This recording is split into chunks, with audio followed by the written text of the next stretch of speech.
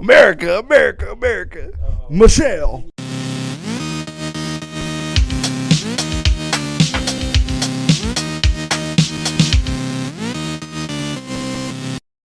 What is up, guys? My name is Sprite. I'm here with my man Maverick.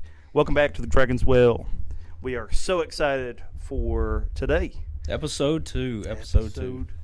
Thankful for all of the people that have tuned in this past episode. We are so glad that you did that, and we're thankful for everybody that is going to be tuning in today. So what do you got for today? Oh, let's see. We're going to talk about a little Fire Emblem. As everybody knows, Fire Emblem Engage came out.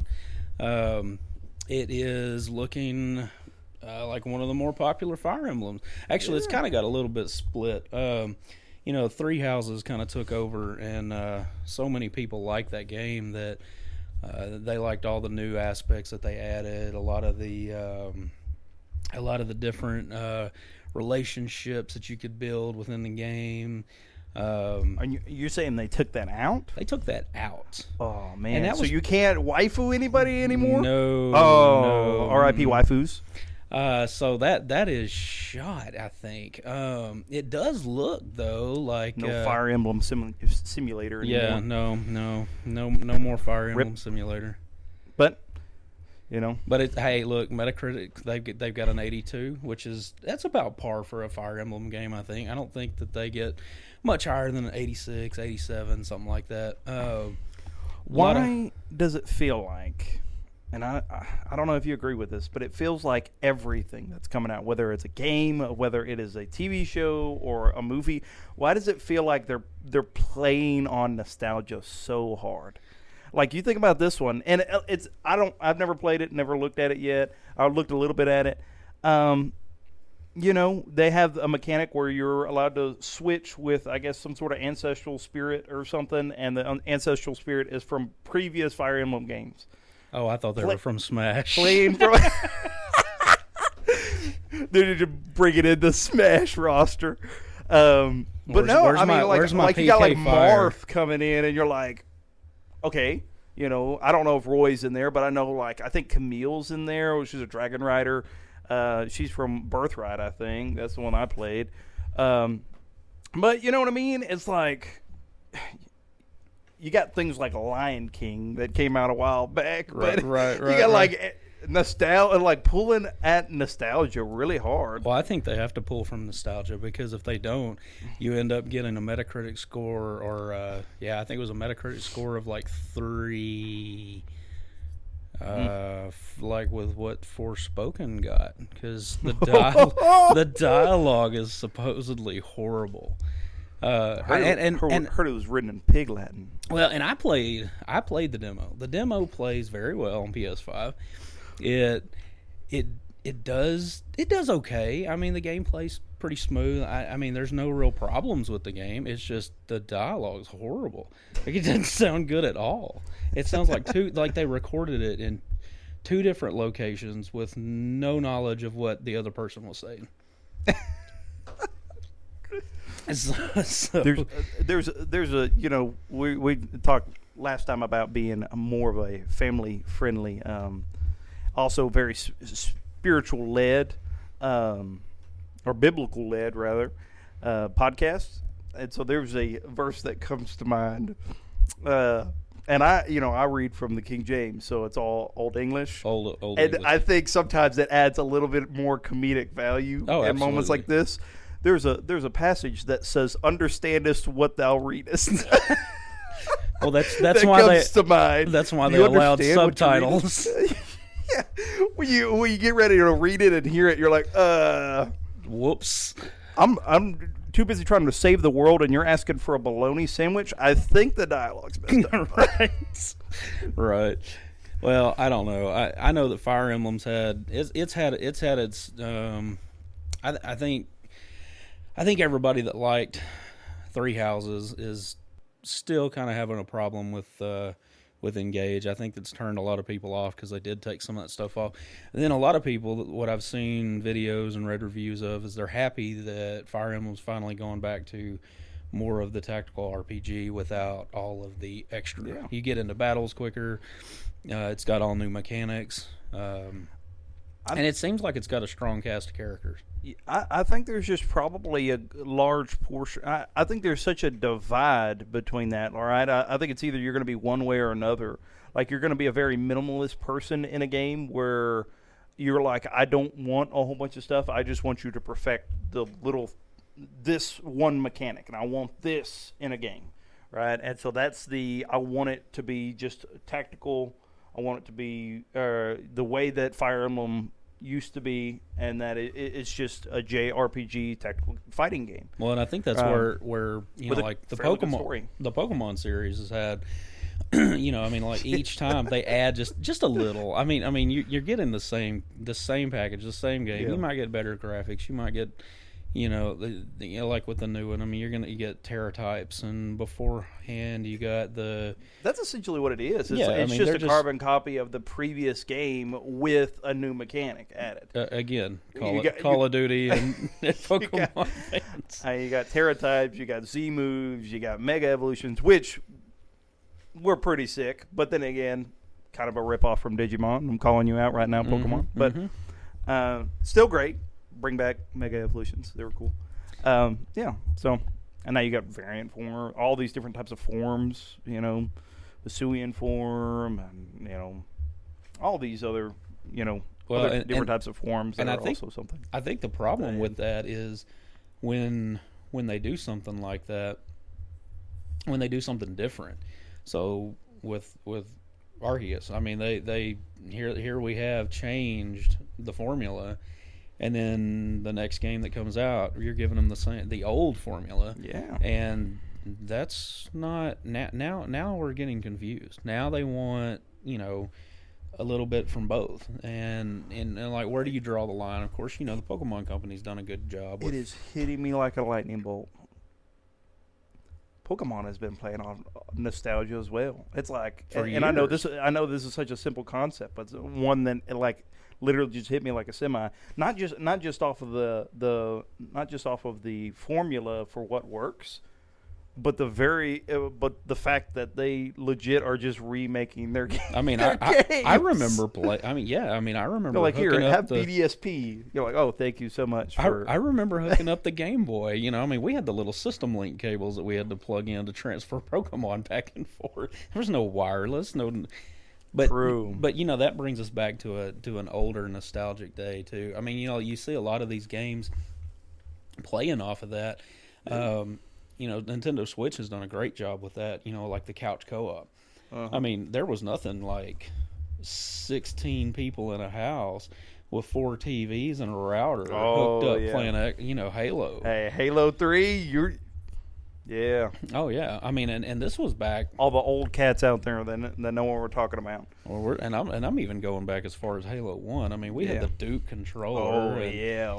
I mean, we would do maps with half health, no shields, and all rockets. I mean, we had this one where everybody was on a team against one Juggernaut, and the Juggernaut had like increased speed, and he just had an energy sword. And we had him, we had teleporters all throughout the map. We called it Jumper. And it was a very small map. So you're just, like, as soon as you come out of a portal, you're almost going into another one. Nice. Like, it's like, you get a split, like a second or two to respawn. And it is so terrifying when you blip through a portal and there he is just standing there. You just get knifed in the face. You're like, no, please. You get cut down. Oh, those were the best too. Those were the best days. Like, when you had the gamer tags too, and it'll say like me being a kid at the time, you know, we'd make our gamer tag like your mom or something. Oh yeah. And so whenever it says you beat down your mom. Or when you run somebody over in a vehicle, you splattered your mom. That's great. It's great times. Oh yeah.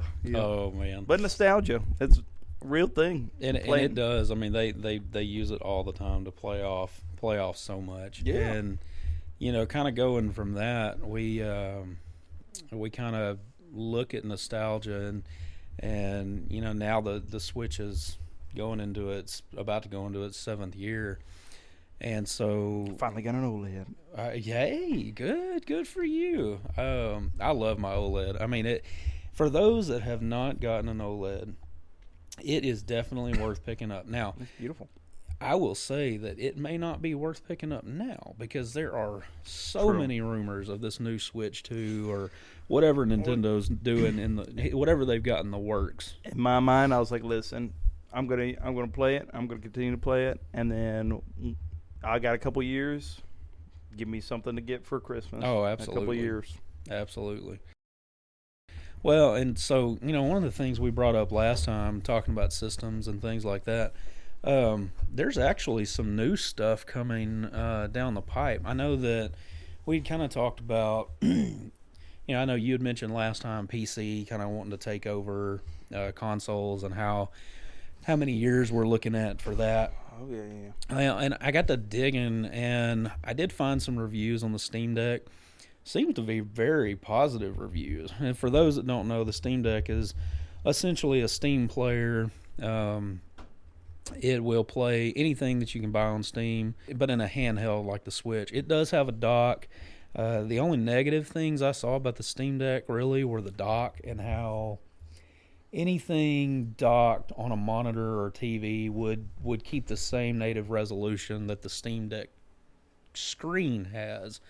So you might be looking at some resolution problems on a 75-inch TV. Yeah, let me put this on my big screen out there looking like a bunch of potatoes running around, smacking each other. Because I love to watch pixels go by. Yeah. Well, and the thing is though, the Steam Deck, I think what it's done though is it's shown that the Switch's popularity obviously was the reason for the Steam Deck. And for sure, yeah. I think the Steam Deck has, which Razer may have something coming out. I think. Correct me if I'm wrong, but I think Switches probably were sold. They beat out the other two, right? Xbox and absolutely. And PlayStation. Well, and I saw a thing yesterday. Which of course they're cheaper, so it's easier to obtain. But right. Also, well, and the PlayStation had such a bad run. Well, the Xbox right at the beginning had such a bad run, but I was looking at PlayStation and Nintendo Switch sales for, I think, Japan. And I noticed that Japan, this is the first month that Sony has come out on top. They actually came out on top with, they beat out the Switch. A lot of their games. And that's what I'm talking about. I have a feeling that it probably has a lot to do with their marketing campaign over there right now. Mm-hmm. They're pushing a lot of new stuff. I don't know if you got HBO Max, but The Last of Us just released a couple weeks ago. Yeah. And I'm going to say, man, I didn't have a lot of high hopes because, we talked about this last time is with these remakes and these television. And, turning everything into a TV show or a movie. Yeah, I mean, it just goes... And we are a family-friendly show. I will tell you, the new Mortal Kombat movie, very much actually enjoyed it. They did add a new character just for the movie, but not something that is probably family-friendly. I think the games are kind of evident of that as well. Yeah, I mean, but the movie was, it was pretty good. It stayed fairly close to, you had your Scorpion and your no joke. Sub-Zero. I had nightmares of the games. The games gave me nightmares. I couldn't play them. Oh, my kid doesn't even like me to play the music. No, I don't. Yeah, it's scary. Yeah, I still don't play them. They scare me to this day, man. I'm telling you, it's just I don't know. Maybe it's brutal. I understand the appeal of them, especially fighting games. But yeah, man, I know the roster and everything. It's just don't like them. Huh? No, Barack, man, Barack, whatever his name. Obama. Oh, Baracus Obama.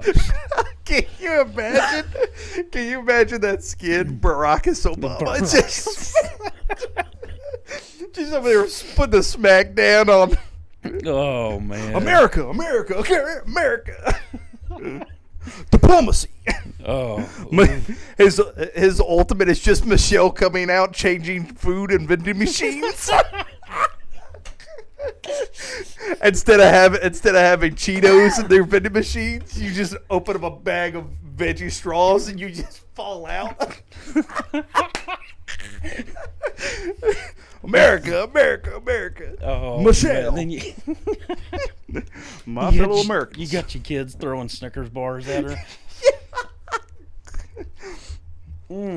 Oh man. Oh, that's good stuff. Anyways. Yeah, what they do with the spikes, they do with the spikes in the mouth that is terrifying. Oh, that's great. The little demon guy, dude. I don't know, man. But going back to The Last of Us, it really was. I mean, I thoroughly enjoyed the first episode. The second episode hit last week. I think it was on Sunday, and I have not. I haven't watched the second episode, but the first episode was really good. And I'm by no means a Pedro Pascal fan. I know he plays the Mandalorian also. Yeah. Not a big fan. Not a huge fan of his. But is he the lead? No, yeah. He's not the lead. Is he? Yeah. Okay, I guess it's weird. I'm not used to, first off, seeing his face. Right. Second off, seeing him not clean shaved. Oh yeah. Because he kind of has some scruff in there. But, yeah. I mean, you would think that being in the Mandalorian mask helmet, not being able to take it off, he would probably not be clean shaven then either. But I guess you got to take it off and eat sometime. Yeah, true.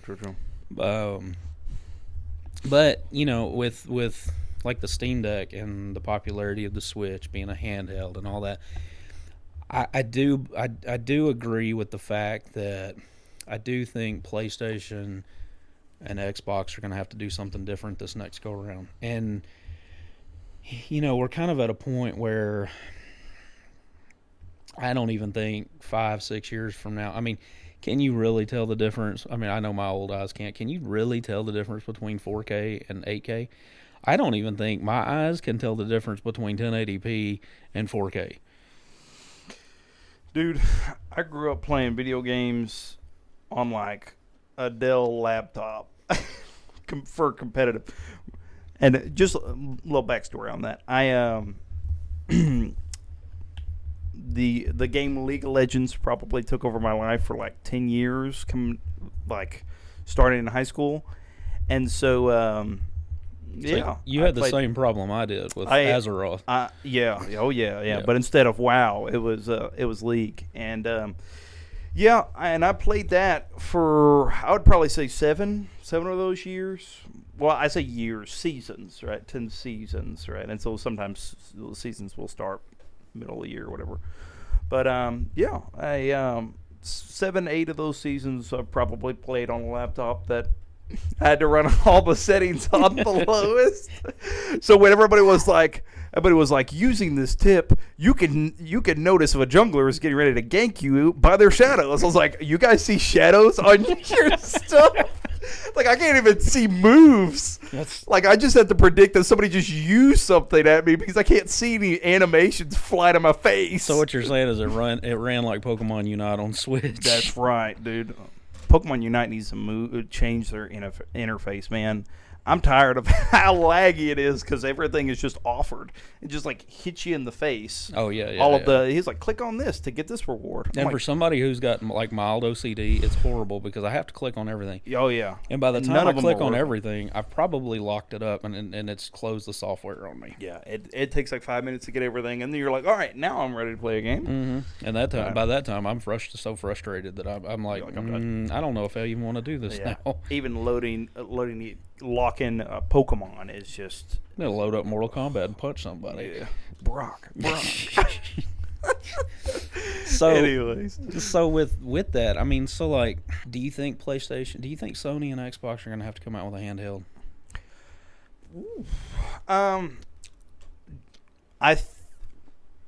That's an interesting question. To be honest with you, I've never really thought of... Steam, I know Steam is separate from Microsoft, right? Oh, yeah. But Steam is also, I think we might see some sort of, I don't know about a merger, but we might see something like that coming from Microsoft. So it might not identify from like Xbox per se, but it might just be under that umbrella of Microsoft. Well, itself. I mean, they have their Xbox Game Cloud, so, and I don't know if Sony would though. I don't know if Sony would go back. I mean, maybe, but the PSP and the PSP Vita. I had a PSP and I enjoyed it. I was gonna say, I think a lot of people did. I just don't think that. I think first off, the games at the time. I think during the time of the PSP, which was close to around the same time as the PlayStation 3 and the Xbox 360, correct?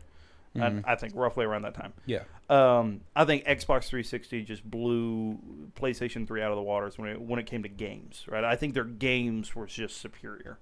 Right, a lot of the games that was offered on Xbox 360, I think was just better than PS3, and so I think that also kind of snowballed into PSP, where they just had inferior games. They didn't have games that were as enticing, right? And so if your main console doesn't have the games, I doubt your PSP is going to have the games, right? Because then they're having to compete with somebody who's solely and almost exclusively handheld. Well, right?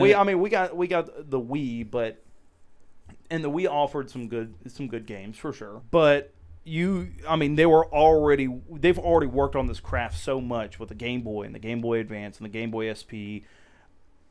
They already kind of knew their bread and butter, right? And so I think they were so far ahead of the handheld game, Nintendo, then it was hard to beat Xbox and main consoles, and it was hard to beat Nintendo and handheld consoles. Well, so Sony was kind of stuck. And I think that's going to be their problem now, is because if Nintendo comes in mid-cycle and mid-release, because PS5's been out now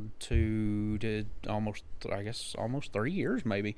If they come in mid-cycle and they release another new handheld and they sell it for just as cheap as the Switch. I mean, $300 is not by any means cheap, but if they sell it for as cheap as they did the Nintendo Switch, even if they go up a little bit, I think if they sell a premium console at $350, $375, as long as it's lower than an Xbox or a PlayStation, I think that they get those in the household. PS5, say they release a Pro model, I don't see anybody buying it, to be honest with you. Cause I agree. Yeah, I don't think they would.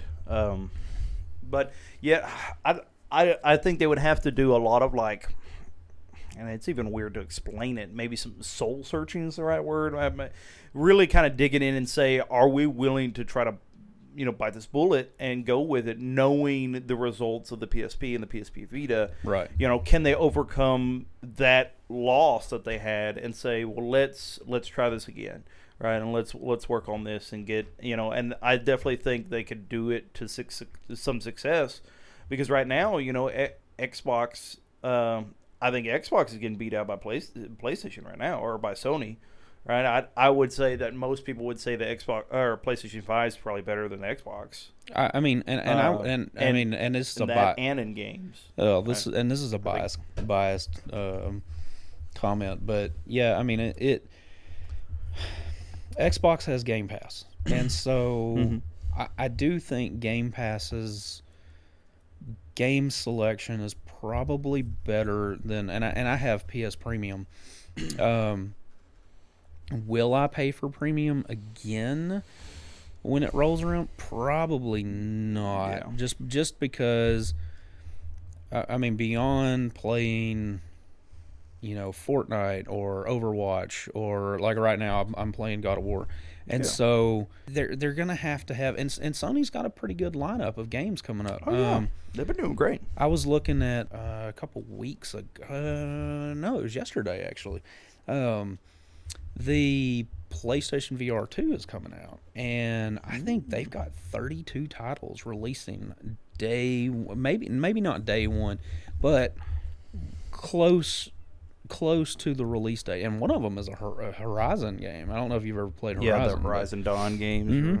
Yeah, I've never played them. I've seen them. I've seen some people play, and they're pretty neat. I mean, I have both of them, and the first one was an amazing game. The second one, I kind of feel like the story was a little lacking. But what I would say, if I was the consoles, I might maybe dabble in it a little bit, but I wouldn't even touch VR right now. I would focus on my main craft, because like if I'm trying to go VR, I think it.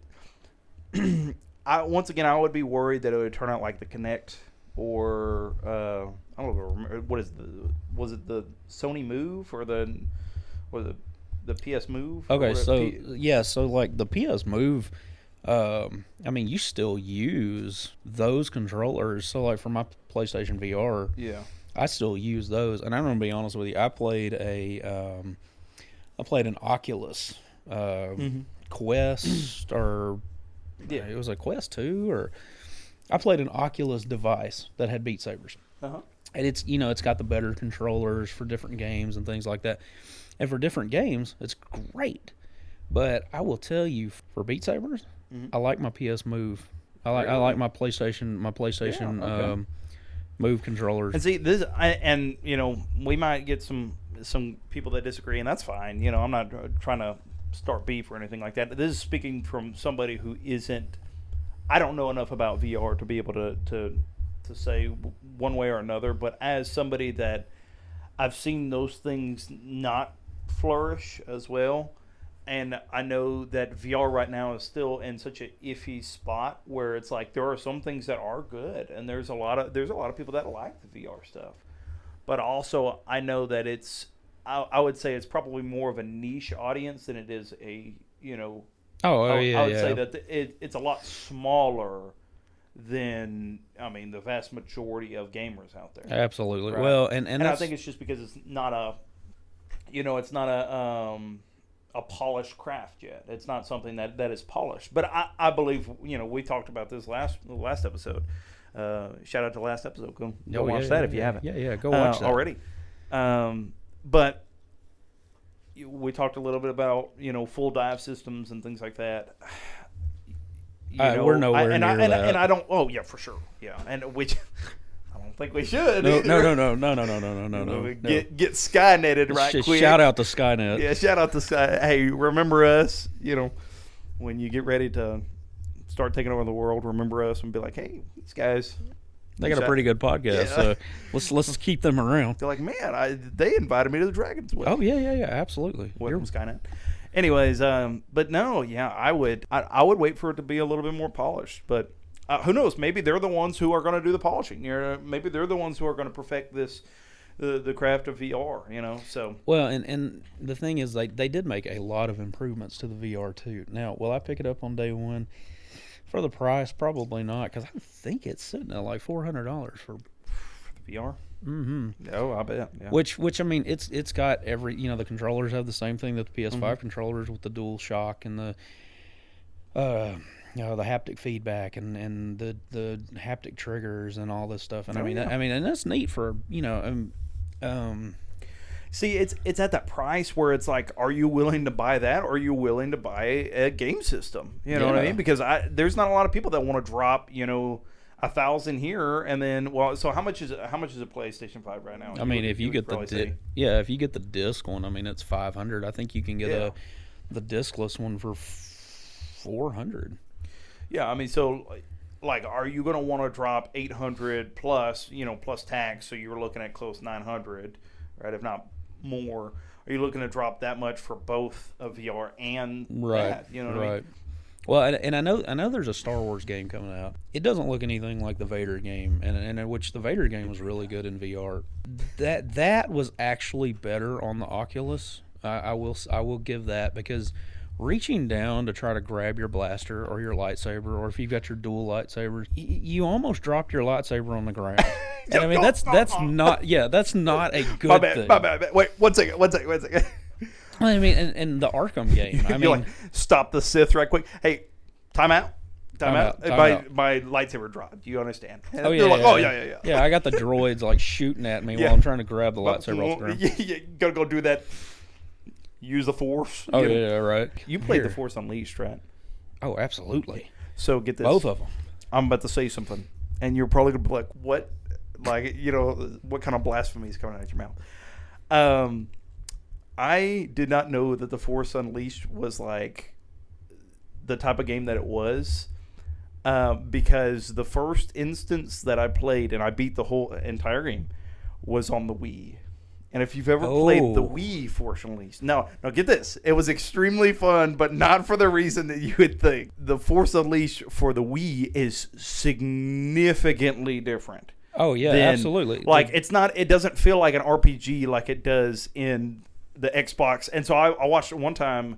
I ended up playing it, and I beat it, right, and completely forgot about it. Months later, went to a friend's house that had a PlayStation, and they were playing The Force Unleashed on the PlayStation, and it was so much different, like the bosses and everything else. And I'm like, what is happening? I was like, this is not the same game. I was like, is this the same game? And they're like, yeah, this is Force Unleashed. Yes. I was like, there is no way. And for those that are looking for The Force Unleashed, I would go try to find that on Xbox 360, greatest Xbox console of all time. And play it on that. Do not buy the Switch version, because you are getting the Wii version of the game. Now get this though. I said that it was fun. This is why it was fun. The movement would move with, kind of the janky movement that you get with the Switch. Right. You remember what the first mission is of the game, right? You remember what you were doing? Oh. Who you get to play as? Yes. Yeah. Oh, yeah. You get to walk around, what is it, Kashyyyk with Vader? How many TVs did you break? I didn't break any, but let me tell you the amount of Wookiees that I threw off. That was one of the best experiences with the Wii version. You could you click the back button, whatever it is, the ZB or the B button on the Wii controller, the Wii remote, and you hold it, and that will activate your force grab. And so then you can either do force choke or throw, and you would just flick them off to the side, and you would see this. You would see these 9-foot tall Sasquatches just flying. It was one of the best, man. It literally took me 2 hours to get off the main mission from the tutorial, because I was just flinging Wookiees. I was like, oh, check this out. Yes. I would make them dance. I would hold them, and you could drop them. And when you drop them, there's a stun duration. So right. I'd hold this one right here, and I would move them, and then I'd drop them and pick this one up. I'm telling you, it is one of the most diabolical things you could do in that game, and it was so fun. It was ridiculous. And then the lightsaber throw, you would just fling, fling. I don't think I actually moved my little Wii remote in the right way to actually use a lightsaber slash. I always did some sort of lightsaber throw, or grab somebody, or it was great. I would throw a rock at somebody's head. Oh yeah. Well, I mean, and you probably. Oh man, it was great. I mean, you probably never. You probably never used the Wii remote that much the whole time you had the Wii. I don't remember if we needed the nunchucks. You remember the nunchucks? Oh yeah. Mm-hmm. But oh man, that's awesome. Let's see. That's good. Flinging Wookiees. That's good times that we bring to the Dragon's Well, for sure. Hey, welcome to the Dragon's Well, where we fling Wookiees. Fling Wookiees with Vader. You ever force throw a 9-foot tall hairy man that makes a guttural noise every time he moves? I have. Oh, plenty. That's great. Oh, but. I don't know, but yeah, for sure. We live on nostalgia here at the Dragon's Well. Consoles are going to have to change, I think, and I think they will. Yeah, and we may get to a point to where it's all PC and handheld, and honestly, I think there's. I don't know if the companies will, but I think there's probably going to be some sort of amalgamation or something of them. That I don't know if there's going to be even a monopoly on it or what, but I think there's going to be they're going to get so closer in design to one another that I think they're going to almost become copies, because we're kind of running out of different designs for them as well, or not in the case of physical designs, but what they offer. And that's the thing, man. We talked about Like okay, this one looks better. You know, well, it always is going to look better. There's only like you said just now. Are you really going to tell the difference between 4K and 8K? Well, like, yeah, in your mind, you're going to be like, yeah, this one looks much better. But it's like, really? Well, and then you've got like your, you know, we talked about the M1 MacBook Airs and stuff. I mean, these things are like speed demons, and the bad thing about that is, I mean, okay, so Apple just like shadow dropped a whole bunch of stuff this week. They've got new Mac Minis with M2 and M2 Pro processors in them. I mean, starting to get the chips in there. Yeah, I mean, and so you've got all this stuff coming out, and it's almost yearly now. I mean, okay, so we boosted power by 25%. Okay, 25% of speed dimming is not. I mean, it's not that much faster. I mean, yeah. You're getting to a point to where we are creating. Also, it's like you know, you got. I mean, on that same line of thinking, it's just like there's only so quick a computer needs to be to the point where it's just like, yeah, yours might be like $2,000 more than mine, but at the end of the day, like, you know, yours might cost $2,000 more than mine, but at the end of the day, does it really? Like, we both have the same ping in this game. We're both able to run this at max quality. Oh, yeah. You know, and we're both having the same frame rate, just about. You know, you have 30 extra frames or whatever. It's like, at the end of the day, it doesn't matter all that much. Well, and that's the thing, you know, like I mean, most household families, they're not going to drop $3,000 on a computer that will play a certain game at, you know, 120 frames per second. I mean, and where when they can go and buy a $500 console for their kid, and yeah, I mean, you're getting 60 frames per second, but it's also 4K. I mean, there's just I just don't see that technology can improve fast enough at this point to where PlayStation and Xbox couldn't go back and say, okay, let's create something. Let's borrow Apple's chip and you know, put it in this little bitty machine, because I mean, I don't know if you've seen a Mac Mini or not, but I mean, it's yeah, they're tiny. I don't know, man. I mean, it's like the size of a Nintendo Switch with the dock, you know. I think that if they can find a way to build a better chip and cool that sucker off without burning your hands. Yep. Or burning the machine up with a decent sized screen, even if they have to make the Switch a little thicker. I mean, I think that they did it with the iPhones years ago. Well, and at the end of the day, too, you could always, most of the time, you could always just hook that onto a different monitor, too. Oh yeah, absolutely. That's what we do with just about everything. Yeah, you know, right. Anyways, so as long as you have a good monitor, you just plug it up and you don't have to worry about the screen size, just what's in it. Well, I don't know. You make a valid point on the opposite side that I don't think, at least I haven't evaluated when it comes to the worth of the consoles, and that is the fact that they are a little bit more budget friendly. Oh, yeah, compared to like gaming, because that's one thing that, you know, consoles normally tend to be a little bit more cheaper, or at least right on par with like low end PCs. Right? Yeah, I mean, you can't get a low end gaming PC for $500. So it's not that's going to last you years. Now here's the thing: this is going to require like a lot of work and a lot of you doing it yourself. But I've heard of people assembling budget gaming PCs for roughly around that much. You could just order the pieces and, you know, solder them on yourself and plug them in. And I've heard it's not that hard, but are you going to do it? Well, right. And with that, I mean, first you have to have the time. Next you have to have the experience. And third off, I mean, Bitcoin mining has become so popular that video cards and the cost of this stuff have just skyrocketed.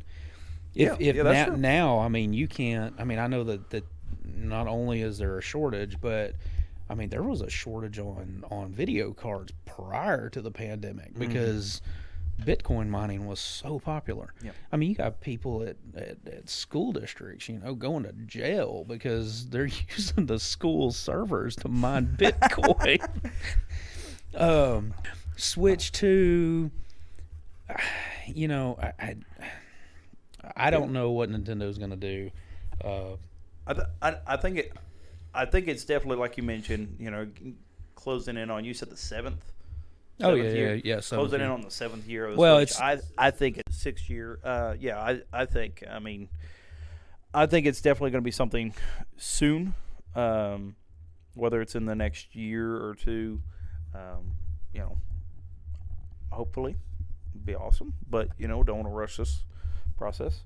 But I think so, and I think it's possible for the other two, like you mentioned, for them to try to compete on the mobile scale of being able to, or on the handheld scale. But I don't know.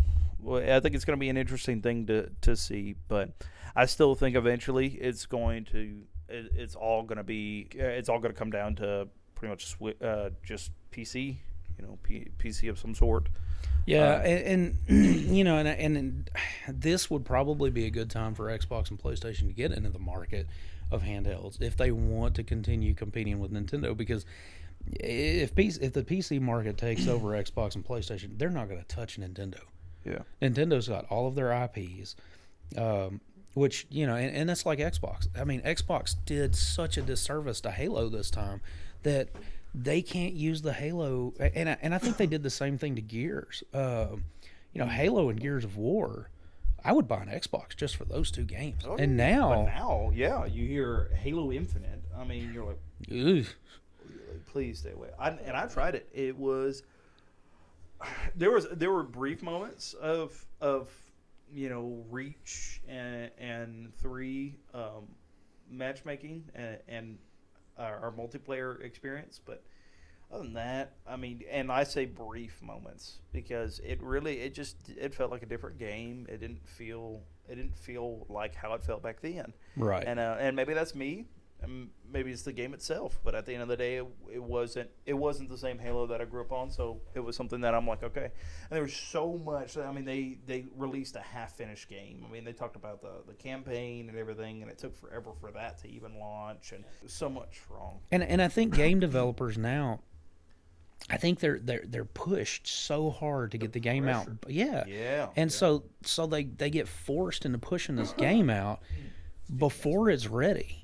And of course the first thing that happens is they get their trial copies of it, their demo copies of it, and they're like, this game is horrible, but there's a day one patch. Okay, well, I don't want to spend $60, $70 for PlayStation and Xbox games for a game that has to be patched day one. I mean, I should get a finished product with my money, and I think that's where the And I know that the pandemic and everything kind of has just like set the world into a different way that it moves. But the problem with this, I think something else, and I'm sorry to cut you off, but it's just something that I think something else to add to that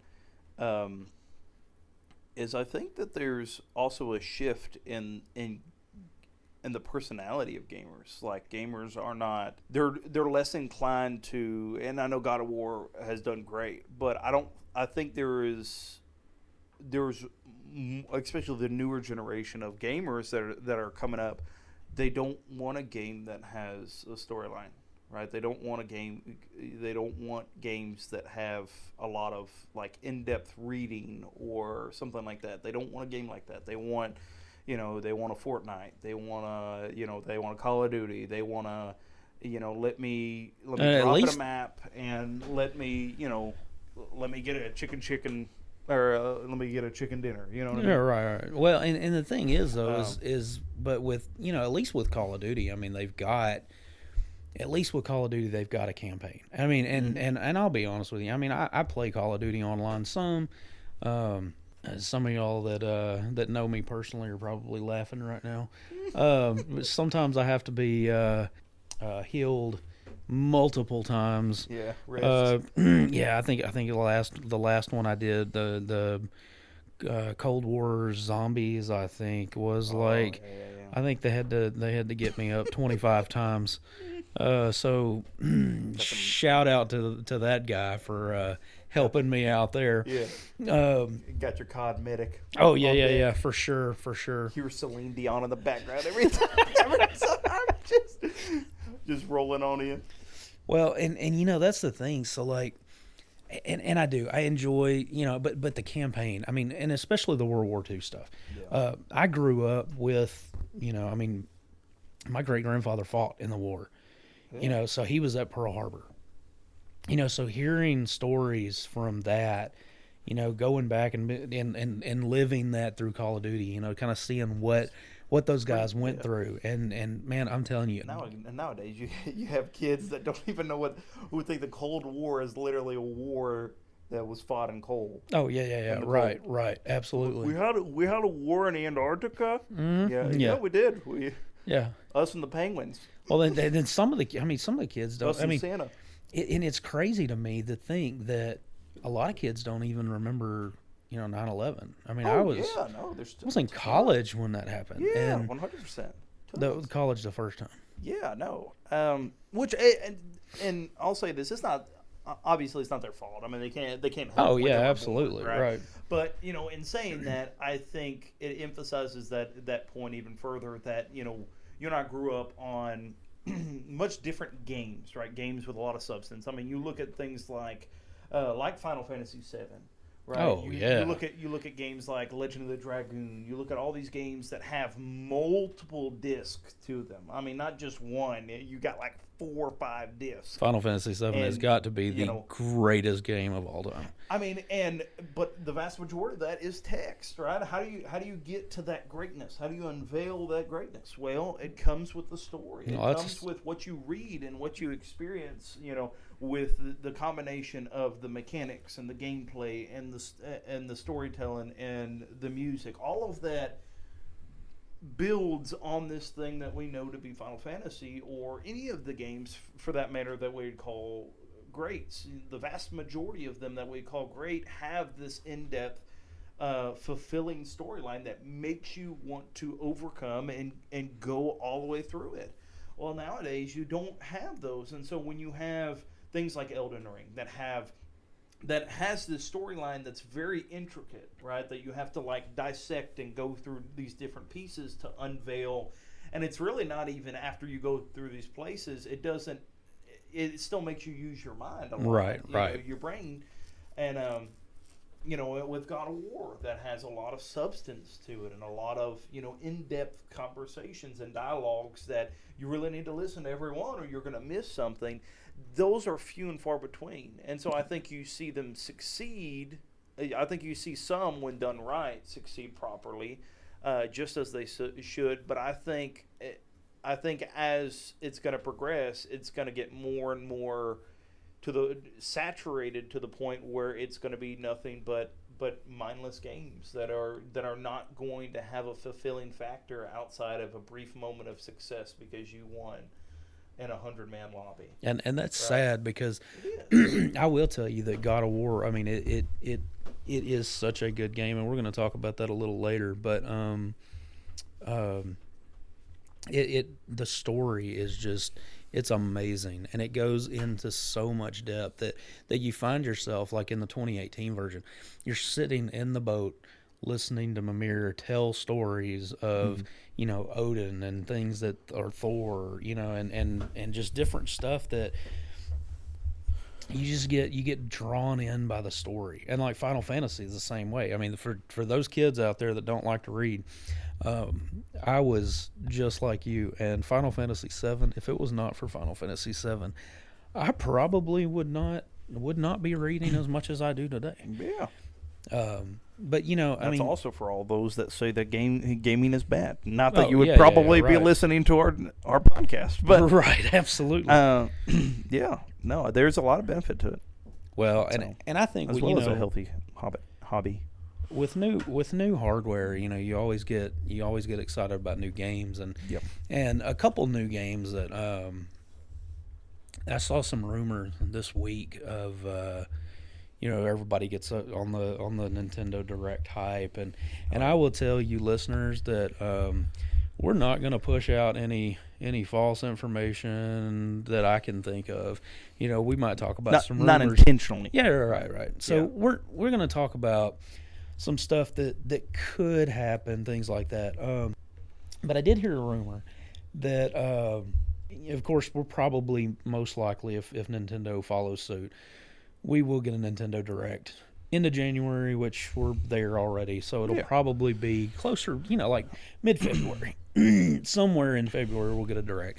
Will they bring Legend of Zelda and talk about it? Probably. They're probably going to talk briefly. About it. Yeah, Advanced Wars.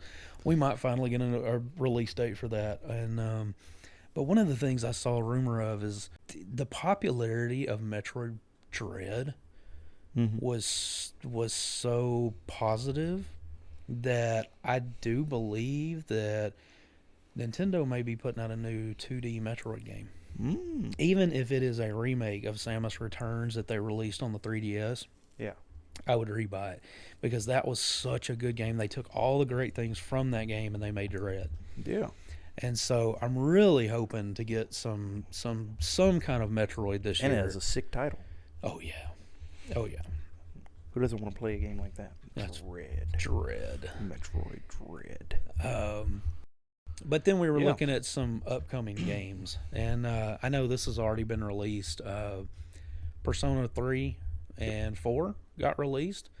I do believe that 3 got a Metacritic score of 92. And I know a guy, and if he's listening, I wanted to. I think I hurt his feelings last episode, and with us not being Persona, not necessarily fans, but that we've never actually played. I watched the Persona anime a while back. It's just one of those things that there's so many other games. You know what I mean? Well, and I think there's. So it's a cool concept. I tried. Was it Persona 5 Strikers? I think it was called Strikers. It was more like a like Hyrule or a Warriors game, not Heroes. Oh, okay, like a Dynasty Warriors game. Yeah. So okay.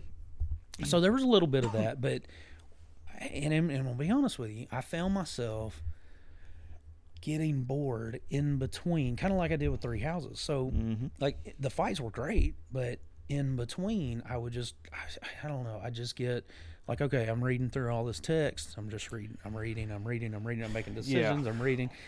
I want to fight somebody. I want to get back to the action. Yeah. And so I did a little bit of that, and I think Which I think the Persona games, most of them are more like a Pokemon style or like a Final Fantasy style game where you have a certain amount of characters out at a time, and they have a certain amount of enemies that you're fighting, or like Dragon Quest. If you ever played Dragon Quest, before, well, you have a time, not the newer one, but kind of like an older Dragon Quest style game where you have a set amount of things that you can do. Like you can attack, you can special move, you can use an item, you can run, you can. Well, and I think all the stats are based off of like relationship status. So you have to go out, you have to talk to people, you have to you do conversations with people just to build up your stats. And I'm like, might aggravate people, but Persona, you think it's just kind of like I can't even say a more Japanese style JoJo's Bizarre Adventures. Yeah, you're right. I mean, essentially that's what it is. They have like a stand, right? Which I haven't even seen JoJo's. All I know is their powers are called stands, and they have like a character that like pops up behind them that they have. Oh, okay. And each one has like an ability that they can do. Like I said, I've never seen it, but I'm also going to get hate on that. But I don't know. I got to check that out too, I guess, because I'm still trying to play catch up on years and years of missing Bleach. So guys, I'm telling you, Haikyuu. We're about to turn into an anime podcast right quick. Oh, no. If you haven't, here we go. If you have a desire to lose weight, watch Haikyuu. I'm telling you, you come out of that as one of the most wholesome shows I've ever watched in my life. It is family friendly. And if you watch this anime, it will make you, even if you don't like sports at all, it'll make you, first off, have a burning desire to play volleyball, and second off, it will make you feel like you can move a mountain. I'm telling you, the level of inspiration and motivation I get from that show. Like, I'm on the 4th season, and I have yet to finish I haven't even started the 4th season, right? Because I feel myself kind of going on a downhill spiral on my workouts. So now that I know I'm going down, I'm fixing to play that again so I can get back up. I'm telling you, that's your boost of confidence. That's my boost right there. I'm telling you, I'm going to spare an episode a day. You know, just watch one episode, be recharged for a month. Oh, there you go. I'm telling you. Anyways, well, break from our gaming to go into our anime podcast. But Haikyuu, must watch for sure. Must watch. I'll have to check that. Family friendly. I'm telling you, it is. So what's it on? What's fantastic. It streaming on? It's streaming on Crunchyroll. English dub? Japanese? There is English dub. English dub. Okay. I think it's only to season 2, which, let's be honest, you finish season 1, you're going to be ready to, like, I'm telling you, you might not be a boxer, but you feel like you can knock down probably a punching bag with a single punch. I mean, like, you feel like you might have never picked up a weight in your life, and you feel like you could probably lift the heaviest dumbbell that the gym has. I mean, it is that level of, like, please don't do that, by the way. You're going to hurt yourself. But, yeah, it is something else. We do not encourage you to hurt yourself in the gym at the Dragon's Well. Yeah, that's not a Dragon Wells thing there. No, that's not what we do here at the Dragon's Well. I will tell you that to my surprise, kind of going back to Pokemon real quick, Greninja, extremely hard to beat. I'm not on Scarlet and Violet. I'm not. I am not a. Ooh, man! The Terra Raid battles, these 7-star Terra Raid battles that they have released, Charizard, Cinderace, and Greninja. Have put a whooping on me, and I end up I get bitter, and I spend all weekend.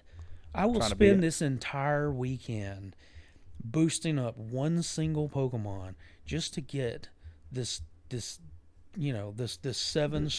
Greninja, which I will probably never use in a battle. Oh yeah, and it's frustrating. So. Anyways, there's my rant for the It's a collector's thing. I'm with you. It's a collector's thing. It's it hits me at the pride. If you are going to do this, I mean, how are you going to be a Pokemon master if you can't take down the? If you can't catch them all, yeah, I gotta catch them all. Turns his hat backwards, begins to try to punch the strongest Pokemon in the world. Oh yeah. We're doing that this. You remember weekend. that? Oh yeah. Pokemon, the very first Pokemon. Oh yeah. Flips his hat. I won't let you. You're mine. Flips his hat backwards, sprints at Mewtwo. Oh, yeah. Throws him into a... He's like amused there to make a bubble? I don't even know what that was. Like, I'm like, I know, like, all the Pokemon moves, especially in Gen 1. Like, there's only, what? I'm trying to think of them now. But I don't bubble move. No, I don't remember that one. I'm like, maybe it was like a barrier or something. I have no clue. But he caught him, and he didn't die. I tell you the feels though. When Pikachu's crying, all started crying. Oh yeah, yeah for sure. Yeah. Well, I tell you what, and another thing that beyond that releasing last night, GoldenEye. Oh yeah, is back. GoldenEye released for Xbox Game Pass and Nintendo Switch Online Plus expansion pack, I think is what the long version of that is. The high dollar Nintendo Switch Online service. And I played today. It's rough. I need my Nintendo 64 controller because I went to I give a shout out to Nintendo Life. They did a good article. They told you the best way to play is to take your Joy-Cons off the Switch and trade hands. Oh. And so if you reverse your Joy-Cons, if you put the right one in the left hand and the left one in the right hand, it feels more like a first-person shooter at this point. What? Yeah. So I'm gonna have to go home and try this, but I will for sure be getting my Nintendo. Thought of that? You know what I mean? Man, those guys. We need a solution stat. What if we flip them? Yeah. Because going into the settings and then changing your control settings, and then going into GoldenEye and changing your control settings is just way too much trouble. Yeah. Well, definitely a GOAT game for sure. Oh yeah, for sure. Great game. Got a lot of nostalgia. I forgot how bad when you go move you gotta go move where you're aiming at. I forgot how far it continues to drift even after you stop holding the analog down. Absolutely. So it's you move to the right and you just almost do a full 180. Well, I watched trying to. Well, I watched a video earlier. They were trying to shoot the little button that opens the door to the next area. Oh yeah. And he had to shoot 4 or 5 times just to get the button because he would move to the left and it would too far to the left, too far to the right, too far. Strongest thing in GoldenEye. Oh yeah, for sure. Even the golden gun cannot stop it. Well, so I don't know. I was looking at upcoming games. Man, this is going to be a slow week, I think. Kind of a drought. Yeah, kind of a drought. I think the next big one's going to be Hogwarts Legacy, and I'm looking forward to. I watched a lot more on it. I was ignorant. Listen, hey, all the Hogwarts apologists out there. Listen, I'm a believer. I am. It looks, which I wasn't against it to begin with, but it looks good. Great. It does. It looks awesome. It looks like it's going to be an awesome game. And the idea that you can just change your mount and just fly. Oh yeah. The fights are going to be amazing. Hit somebody with a death curse. Oh yeah. You know. Yeah. And the animation for that is you're powering up like Goku, and then you throw it at them. You don't have a chance. This is gonna one-shot a troll. Man, but I don't know. It looks cool. We can't wait to talk to you guys about it. We're gonna actually pre-ordered it, and I've got the deluxe edition coming. I think a couple of days early, so let's go. I may actually have it before, so we can have some hot takes on it. Oh yeah, for sure. We're scheming. We'll be doing an episode on that for sure. So I don't know. We getting kind of close to wrapping this up. Yeah. I think we're going to talk about. So what have you been playing? Well, I have been playing a lot of Pokemon Unite recently. I started getting back into, and you guys might know this, I am starting to get big into Overwatch 2 as well. And so I played a lot of Overwatch 2, and that's partial because of our esports guys, right? And shout out to our esports guys. So I want to try to be up to par with them, or at least be able to help coach them in some way. Absolutely. And so that's something that I've been trying to do some more research on. But in doing that, the anime side of me loves Gundam. And so for those who don't know, there's a Gundam game out there.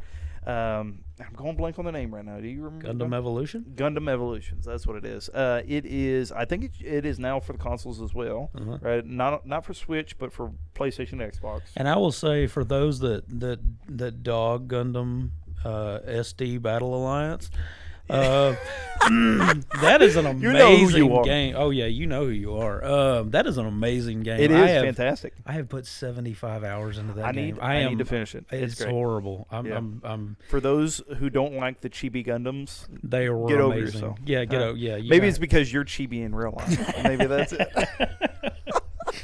But no, as a Gundam lover, I have been playing, and I got a bunch of friends that play it too, and they've been on. So. I haven't been able to get on as much as I would like to. Life's been pretty busy recently, but I've also been kind of hopping on a little bit when I can, and we'll play with them. So get a little Overwatch 2 vibes in a lot of my games, but that and like I said, Pokemon Unite really has kind of taken off. Taken what I'm playing right now. As somebody who's just been talking about ranting about the storylines being the bread and butter of gaming. Yep. And I can assure you the storylines in all three of those games are non-existent. So not a one. So hey, no, I take that. No, Overwatch has a storyline. Overwatch has some lore. It's got some lore. I don't know only any because of it. only because it's Blizzard. I know and Blizzard lives for their lore. I know that Genji and Hanzo are brothers. Oh, really? I did not know that. They are, and Hanzo has killed Genji before. Oh, and Mercy brought him back. Shout out to all the Mercies out there. Oh yeah. I know a couple of those. Some of them, and I've seen a Mercy. Get more kills than the tank. Oh yeah, well DPS Mercy is the way to go. Oh yeah, for sure. Yeah. DPS. They're called supports, not healers. That's right, supports. Well, anyways, that's what I've been playing. What about you? Oh man, I've been playing God of War. I've sunk so many hours into God of War, and it's Ragnarok is amazing, and I can't. This game came out in November. I feel like I should be able to talk about it, but I know there's some people out there that hadn't played it. Give it a little time. I'm probably about.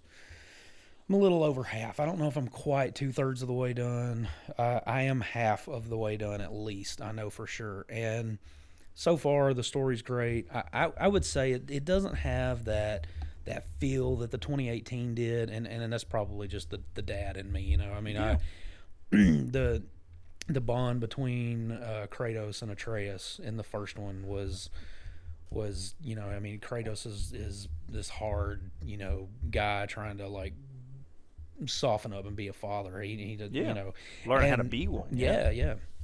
And so, but with this game, it's.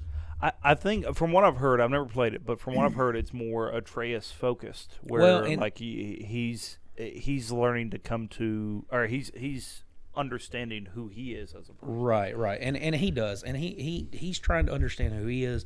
Kratos is trying to be the protective father, and there's some twists in this, and I mean, like from the beginning, it's such a great game.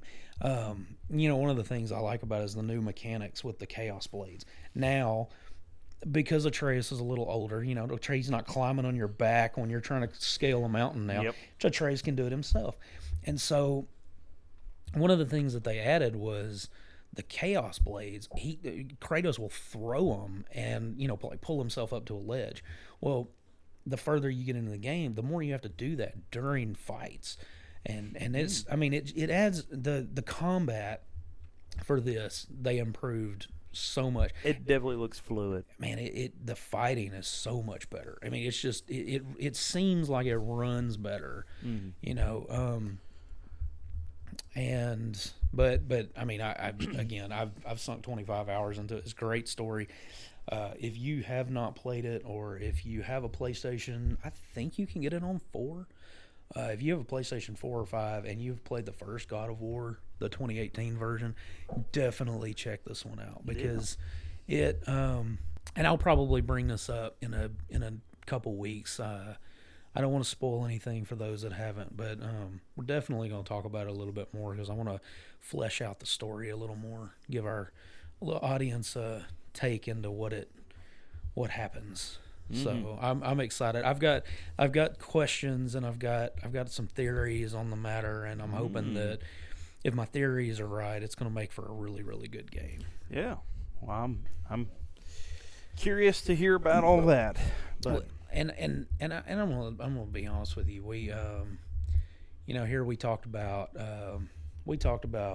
this being a family friendly show, and one of the things that I wanted to talk about today was you always feel like sometimes you get to a point in life where you feel like you are kind of alone in a situation, and I feel like that. Sometimes you feel like the world's kind of out to get you, and you kind of get in a low place. And for those listeners that kind of get there, I would recommend Psalms 91. This was something that came up in a devotional. I'm actually in school, and one of our weekly assignments is we have a devotional. Psalm 91 came up, It says, "He who dwells in the shelter of the Most High will abide in the shadow of the Almighty. I will say to the Lord, my refuge and my fortress, my God, in whom I trust. For he will deliver you from the snare of the fowler and from the deadly pestilence. He will cover you with his pinions, and under his wings you will find refuge. His faithfulness is a shield and buckler. You will not fear the terror of the night, nor the arrow that flies by." You can look it up and finish reading it. And what I would say is that, you know, in verse 14 it says, "Because he holds fast to me in love, I will deliver him. I will protect him, because he knows my name. When he calls to me, I will answer to him. I will be with him in trouble. I will rescue him and honor him. With long life, I will satisfy him and show him my salvation." If you're going through a hard time in life, you know, just remember that God is always there for you. All he is just, all you have to do is ask, and he will be there for you. So, yeah, absolutely. Anything to add to that? You know, actually, perfect springboard to this. You know, Christ Himself said, "You have not because you ask not." You know, and absolutely. I can't help but wonder how many people have lost out on blessings and deliverance in their life because they failed to ask. Right. Not because it's not waiting for them, not because it's, you know, God doesn't hear them. It's because they're not asking. Right. And so I completely agree. You know, if you have something going on right now, there's not a greater place to go than to the Lord. Absolutely. And I will say, guys, that I mean, you really you really are missing out if you don't ask, because you might fall in a situation where, you know, your family doesn't know how to help you, your friends don't know how to help you. Absolutely. and you're not going to know unless you ask. Yep. Absolutely. There's only so much that we can do for each other. Right. You know, there's a divine force at work that could easily overcome things that we can't even imagine. Absolutely. You know, so absolutely. But thank you for sharing that. Yeah, absolutely. All right. Well, if there's nothing else, you got anything else? I don't think so. I think that wraps it up. If not, guys, we will talk to you on the next one, and we are glad that you tuned in. If y'all will, we'd like to close out in a word of prayer, and so that's exactly what we're going to do here, and then we want you guys to have a blessed day. So if y'all join with us. Father God, thank you so much for today. God, we thank you for this time that we got to be able to talk about our hobbies and our enjoyments, Lord, and all of the many different things that might be taking place this year. God, we're thankful for every listener that has come here, Lord. I hope that they have gotten something entertaining or maybe informative, maybe a way of bonding with their family, whatever it may be, Lord. We're so thankful that you've given us this outlet to be able to not only do that, but share a portion of your word. And God, we're so thankful to be able to come to you for anything and everything we have in our lives, Lord. We're thankful that you are our refuge and you are our rock, our strong and mighty tower, our buckler, all of the things that the psalmist has spoken in times past, Lord. We're thankful that you are that to us. And God, we ask that if there's one here that is listening that hasn't committed their life to you, hasn't accepted salvation, Lord, we ask that you that your Spirit be upon them, Lord, that you give them a divine conviction, Lord, that they make a decision to accept Jesus as their personal Lord and Savior. It is the best decision you will ever make in your life, and Lord, we are thankful for being able to make that decision. God, we love you, and we thank you, and we ask all of this in your Holy Son's precious name. Amen. Amen. Thank you, guys. All right, thank you. Peace out.